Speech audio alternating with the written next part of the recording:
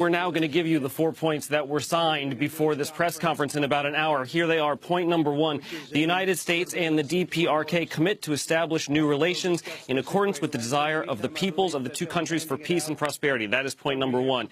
Point number two, the U.S. and the DPRK will join in efforts to build a lasting, stable peace regime on the Korean Peninsula.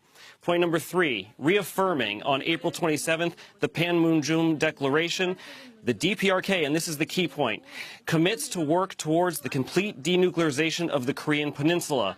The final point, David, the United States and the DPRK commit to recovering POW MIA remains, including the immediate repatriation of those already identified. That fourth point is one that relates to the decades-long war on the Korean Peninsula. Let's be very clear about this. There is nothing new in these 4 points, unless there is something buried in that document, either before or after those 4 points. This is stuff that has already been agreed upon. In fact, the North Koreans agreed on that third point, that they will reaffirm and commit to work towards a denuclearization. They agreed on that in April with the South Koreans. And again, that language is very key. They reaffirm and they commit to working towards a denuclearization.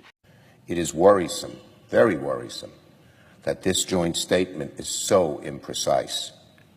What the United States has gained is vague and unverifiable at best. What North Korea has gained, however, is tangible and lasting. By granting a meeting with Chairman Kim, President Trump has granted a brutal and repressive dictatorship the international legitimacy it has long craved. The symbols that were broadcast all over the world last night have lasting consequences for the United States, for North Korea, and for the entire region. For the United States, it's permanent proof that we have legitimized a brutal dictator who has starved his own people.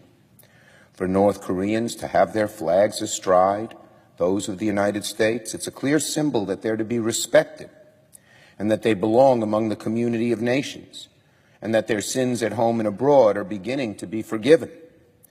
If the United States is unable to win concrete, lasting concessions from North Korea, the meeting alone will be a victory for Kim Jong-un and a defeat for President Trump.